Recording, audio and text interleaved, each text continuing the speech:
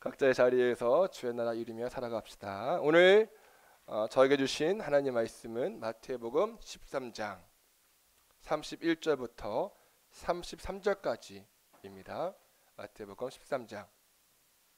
성경책 있으신 분들은 성경책을 피시고 마태복음 13장 31절부터 33절까지 말씀, 우리의 짧은 구절이니까 함께 봉독하도록 하겠습니다. 시작.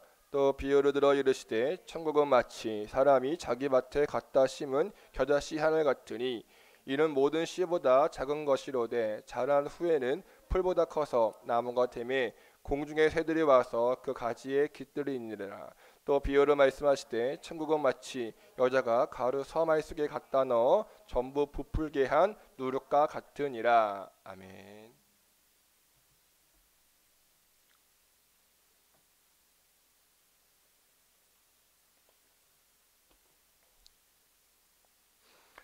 할렐루야. 네, 하나님 살아계십니다. 우리 옆에 있는 분과 다시 한번 인사할까요? 하나님 살아계십니다. 오늘은 어린이 주일입니다. 저는 어린이 주일만 되면 한 찬양이 떠오릅니다. 제가 좋아하는 찬양인데요. 마커스의 그가 다스리는 그의 나라라는 찬양입니다. 가사가 참 좋죠. 이 찬양 아시나요? 네, 가사 제가 한번 읽어드릴게요. 하나님 나라는 어떤 곳일까? 아픔과 슬픔이 없는 나라인가요? 하지만 이곳은 그렇지 않은 걸. 하나님 나라에 살고 싶어요. 하나님 나라는 이곳이란다. 여전히 아프고 슬픈 일이 있지만 행복과 기쁨이 여전히 있는 걸. 우리가 하늘과 땅의 통로야. 이 땅에서 하늘 뜻을 품고 사는 자들, 믿음으로 하늘 뜻을 보여주는 자들, 보내어진 자리에서 동참하는 자들, 믿음으로 주님 보길 소망하는 자들, 하나님이 세상을 지으사 회복하고 통치하시네. 주님이 이곳에 나타나 오시는 날 세상과 우리는 완전하게 변할 거야. 아름다운 세상을 만들어 너희에게 전해줄 거야. 그것이 우리가 해야 할 사명인 걸. 그가 다스리는 그의 나라에서. 네, 저는 이 찬양을 듣고 부를 때마다 굉장한 부담감이 있습니다. 왜냐하면 우리 청년들에게, 또 우리 주아, 루이아, 유하, 소희 같은 우리 자녀들에게, 얘들아, 하나님 나라는 우리가 살고 있는 이곳이야 라고 당당하게 전할 수가 없더라고요. 지난주 말씀처럼 가라지 같은 악인들이 황금 빛깔로 빛납니다. 힘과 돈과 명예가 있는 사람이 가지지 못한 자들을 짓밟고 무시하는 시대고요. 뉴스만 봐도 이 세상이 얼마나 악한지를 알 수 있잖아요. 특히 아동폭력, 정말 말이 안 되죠. 너무나 끔찍합니다. 동생이 누나의 목숨을, 또 부모가 자녀의 목숨을 빼앗고요. 뉴스 보셨는지 모르겠지만 얼마 전 20대 남성이 비트코인 투자 실패로 스스로 목숨을 끊었다고 합니다. 20, 30대 젊은 사람들이 집 한 채 살 수 없는 사회의 구조이고 일자리 얻기가 하늘의 별 따기입니다. 언론과 정치, 경제, 문화, 외교 어느 부분 할 것 없이 하나님 나라는 눈 씻고 찾아봐도 찾아볼 수가 없습니다. 이런 모습을 바라보면서 제 마음에는 다음 세대에게 뭐라고 말할 수 있을까라고 하는 부끄러움이 생기더라고요. 찬양의 가사처럼 아름다운 세상을 만들어 너희에게 전해줄 거야. 그것이 우리가 해야 할 사명인 걸 이라고 당당하게 말하기 힘들어요. 세상은 그리 쉽게 바뀌지 않을 것만 같습니다. 그저 선하신 하나님만 바라보라는 말은 너무 무책임해 보이고요. 그런데 이런 생각으로 고민하던 저에게 오늘 말씀은 굉장히 큰 도전이 되었습니다. 오늘 말씀은 하나님 나라 비유 중에 세 번째 비유입니다. 마태복음에는 하나님 나라에 대한 비유가 총 7개가 나오는데 그 중에 세 번째인 것이죠. 그럼 어떤 비유인가요?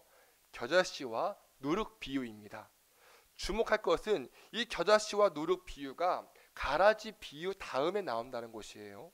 그럼 예수님께서는 왜 가라지 비유를 마치신 후에 바로 그 다음에 겨자씨와 누룩 비유를 하셨을까요?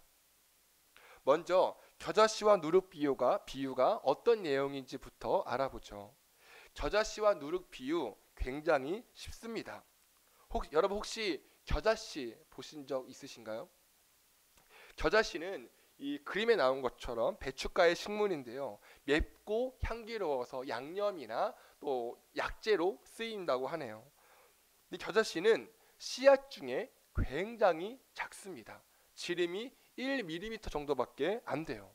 먼지와도 같다고 해도 과언이 아니죠. 그래서 눈에 잘 띄지 않고요. 관심을 가지고 자세히 관찰해야 볼 수 있는 것이 겨자씨입니다.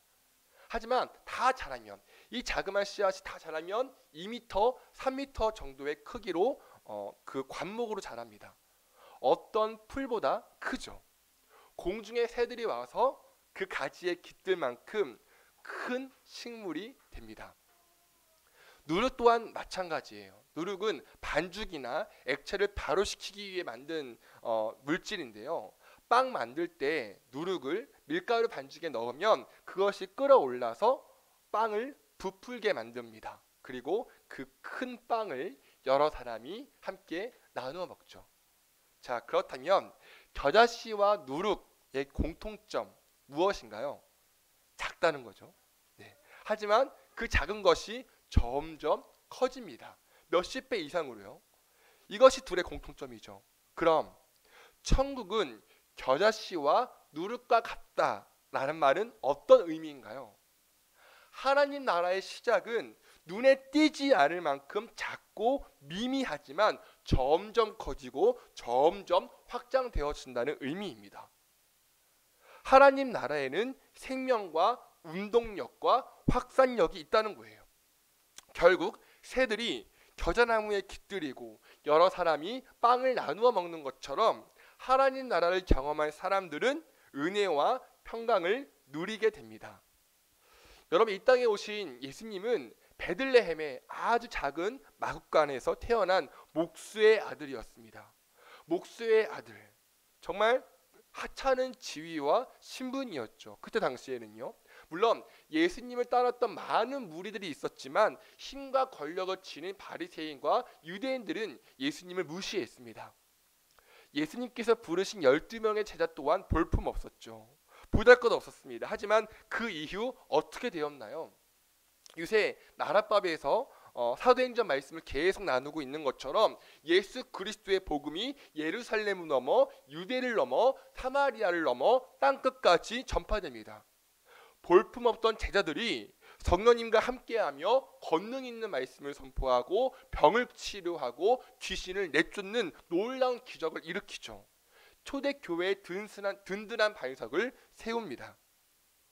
이 복음의 생명과 운동력과 확산력으로 인해 우리도, 지금 여기 앉아있는 우리도 예수 그리스도의 이름을 믿고 구원을 얻는 놀라운 은혜 누리게 되었습니다.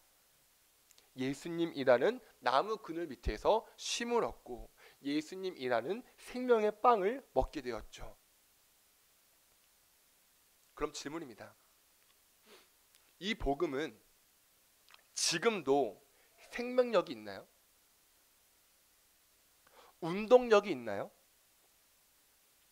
지금도 이 복음이 확장되고 있나요? 저는요, 이 질문에 쉽게 대답을 못하겠더라고요. 그래, 맞아. 과거에는 그렇게 확장했어. 과거에는 폭발적으로 성장했어. 그런데 지금도 그럴까? 라고 하는 마음이 들더라고요. 왜냐하면 아까 말씀드린 것처럼 세상을 바라보면 하나님 나라를 찾아볼 수가 없잖아요. 하나님의 정의와 통치를 느낄 수가 없는 세상입니다. 믿는 사람들이 점점 많아져야 되는데 많아지기는커녕 교회를 떠나는 사람들이 증가하고 있어요. 코로나19 시대는 더욱더 그렇고요. 개신교 여론조사 기관인 목회데이터 연구소가 코로나19 정부 방역 조치에 대한 일반 국민평가 조사를 시행했는데 그 결과에 따르면 한국 교회를 매우 약간 신뢰한다는 응답은 21%인 반면에 별로, 전혀 신뢰하지 않는다는 비율은 76%로 조사되었다고 합니다. 특히 기독교인이 아닌 경우의 신뢰도, 그러니까 믿지 않는 사람들이 교회를 신뢰하는 그 정도는 9%에 불과하고요. 또 기독교 청년들에게 10년 후 기독교 신앙도 유지하고 교회도 잘 나갈 것 같습니까? 라는 질문에 절반은 그렇다라고 했고 40%는 교회는 나가지 않을 것 같다. 그러니까 가난한 성도죠. 내가 신앙은 유지하지만 안 나가겠다 라고 하는 사람들이 40%, 나머지 4%는 기독교 신앙을 버릴 것 같다라고 응답했습니다.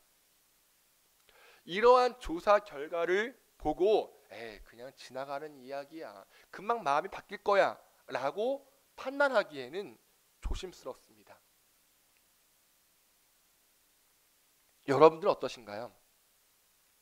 예수를 믿는 청년, 예수를 믿는 청년으로서 한국 교회의 미래, 기독교의 미래, 긍정인가요? 부정인가요? 하나님 나라의 생명력, 운동력, 확장력은 이제 끝인가요? 끝이 아닌가요? 그런데 여러분, 한 가지 더 주목할 것이 있습니다. 우리 32절 다시 한번 읽어볼까요? 시작.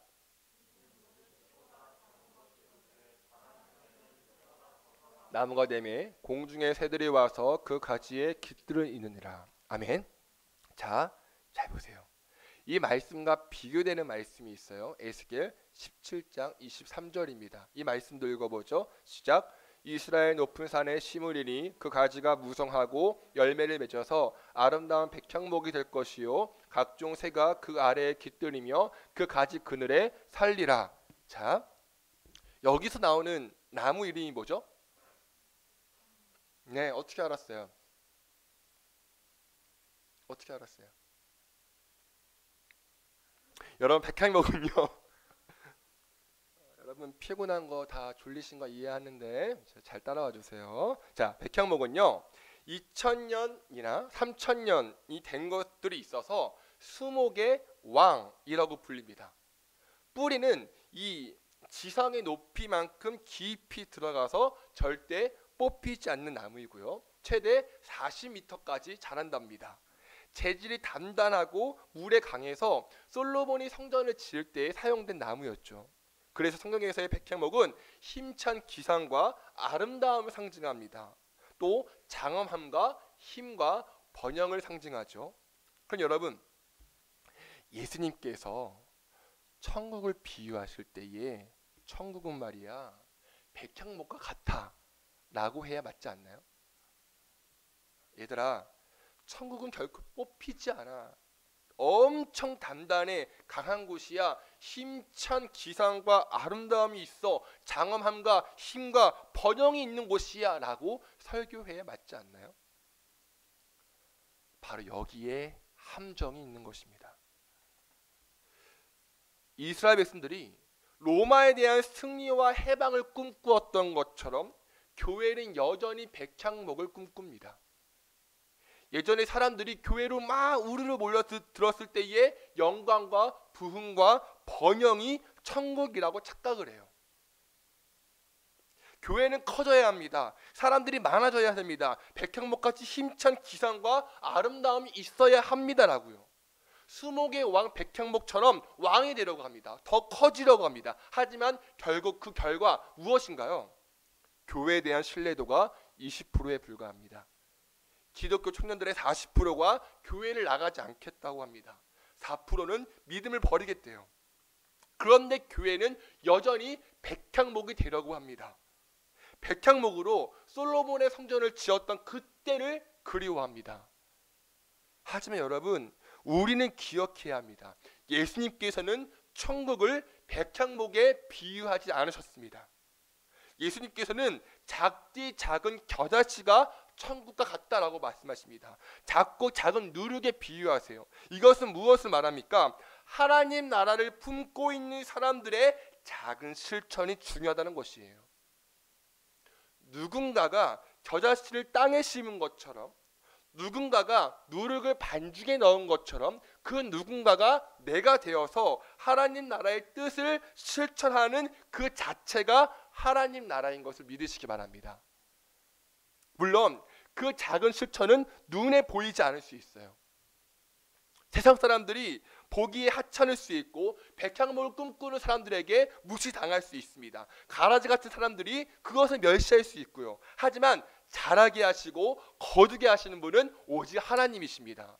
내가 오늘 심은 겨자씨 하나를, 내가 오늘 넣은 작은 누룩 하나를 하나님께서 귀히 여기시고 자라게 하십니다. 그리고 누군가가 나의 작은 실천 덕분에 예수라는 나무 그늘 아래에서 쉼을 얻고 예수라는 생명의 빵을 먹을 수 있다는 것을 믿으시기 바랍니다. 그럼 처음에 했던 질문, 가라지 비유를 하신 이후에 겨자씨와 누룩 비유를 하신 이유 무엇인가요? 비록 세상은 가라지 같은 사람들이 더 승승장구하고 악이 팽창하고 더럽고 치사하지만 이런 세상에서 선하신 하나님 바라보며 작은 겨자씨 하나, 작은 누룩 하나를 심는 것이 그리스도인으로서 해야 할 마땅한 사명이라는 것이죠. 예수님께서는 말씀하십니다. 하루 하루 하나 하나 말씀을 심고 사랑을 심고 용서를 심고 순종을 심어갈 때 하나님 나라가 이루어질 것이며 영원한 주의 나라 맞이할 수 있다고요. 그런 의미에서 우리에게 필요한 것은 무엇이죠? 믿음입니다. 내 주님, 하나님은 선하신 분이십니다. 하나님은 완전하신 분이십니다. 그 하나님 바라보고 신뢰하며 나는 오늘도 하나님의 믿음을 심겠습니다. 하나님의 사랑을 심겠습니다. 하나님의 순종을 심겠습니다. 하나님의 섬김을 심겠습니다. 주여, 나의 이 작은 실천이 누군가에게는 보잘 것 없겠지만, 누가 알아주지도 않겠지만 주님께서 지켜보고 계심을 믿습니다. 주님께서 자라게 하실 줄 믿습니다. 하나님 나라를 이루게 하실 줄 믿습니다. 아멘이신가요? 따라서 이 복음은 여전히 생명력이 있고 여전히 운동력이 있으며 여전히 확장되고 있다는 것을 믿으시기 바랍니다. 예수님께서 우리에게 진짜 원하시는 것은 백향목이 아니라 작은 겨자씨의 믿음, 작은 겨자씨의 실천입니다. 사랑하는 부천 주의나라교회 성도 여러분, 저는 여러분들을 참 축복합니다. 저는 여러분들이 참 자랑스럽습니다. 제가 알거든요. 월요일부터 토요일까지 가라지가 판치는 세상에서 하늘의 겨자씨를 심고 있다는 것을 알고 있습니다.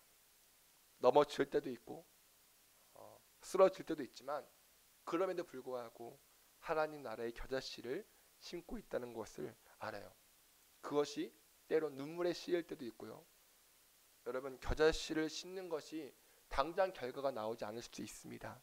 하지만 주님 다시 오시는 그날 백향목이 울창한 천국에서 우리 서로 얼싸안고 주님 앞에서 예배하게 될 줄 믿습니다.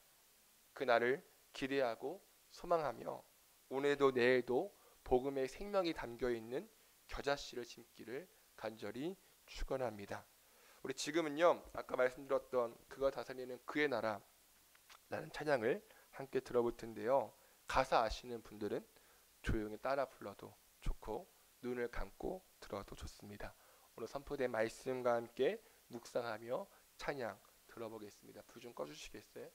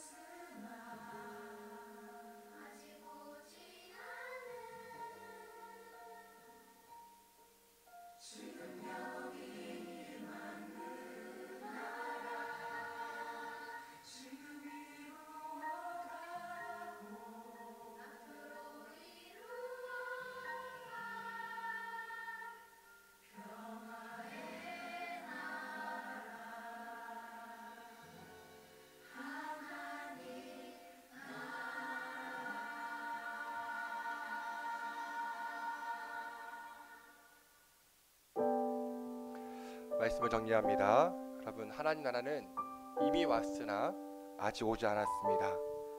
지금 이루어가고 앞으로 이루어갈 바로 이 시대에 우리는 작고 작은 겨자씨를 심기를 축복합니다. 아멘. 가정에서, 직장에서, 각자의 자리에서 작은 실천을 합시다.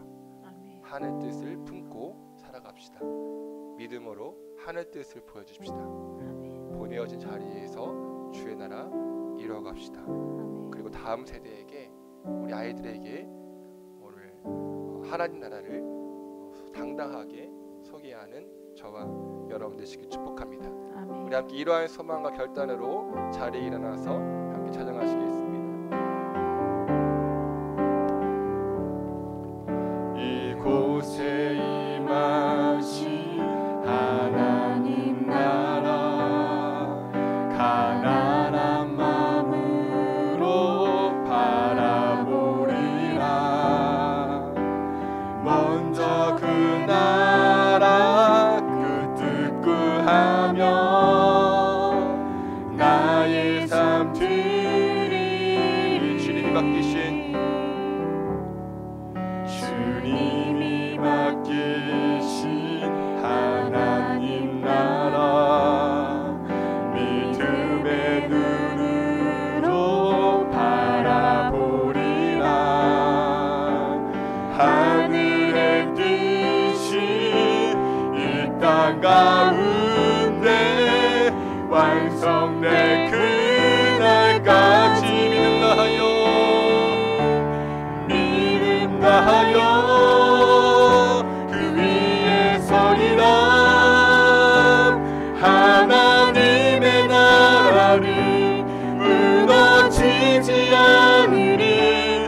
믿음 다하여 그 나라 세워가리라. 주님 곧 오실 때 이곳에 임하신 하나님 나라, 이곳에 임하 하나님 나라 바라보며 고백하시겠습니다. 하나님 나라, 가난한 마음으로 바라보리라. 먼저 그 나라 그 뜻 구하며 나의 삶 드리리. 주님이 맡기신 하나님 나라, 믿음의 눈으로 바라보리라. 하늘의 뜻이 이 땅 가운데 완성될 그날까지 믿음 다하여, 믿음 다하여 그 위에 서리라.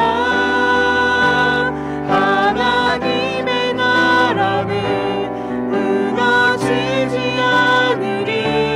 믿음 다하여 그 나라 세워가리라. 주님 곧 오실 때까지 믿음 다하여, 믿음 다하여 그 위에 서리라. 하나님의 나라는 무너지지 않으리. 믿음 다하여 그 나라 세워가리라. 주님 곧 오실 때가 우리 마음 다하여, 믿음 다하여, 믿음 다하여 그 위에 서리라. 하나님 나라는, 하나님의 나라 무너지지 않습니다. 무너지지 않으리. 믿음 다하여 그 나라 세워가리라. 주님 곧 우리 한 번 더 선포하시겠습니다. 믿음 다하여, 믿음 다하여 그 위에 서리라. 하나님의 나라는 무너지지 않으리. 믿음 다하여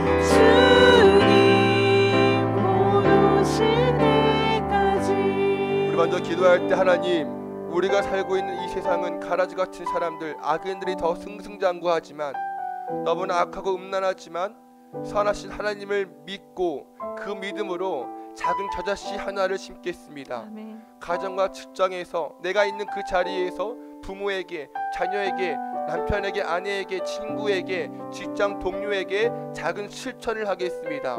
그 작은 실천이 겨자씨와 같이 눈에 띄지 않고 하찮아 보일지라도 낙심치 않고 꾸준히 성실히 심겠습니다. 주여, 나의 이 작은 실천을 통해 주의 나라 이루어지기 원합니다 하는 마음으로 우리 주여 한번 부르짖어 기도하시겠습니다.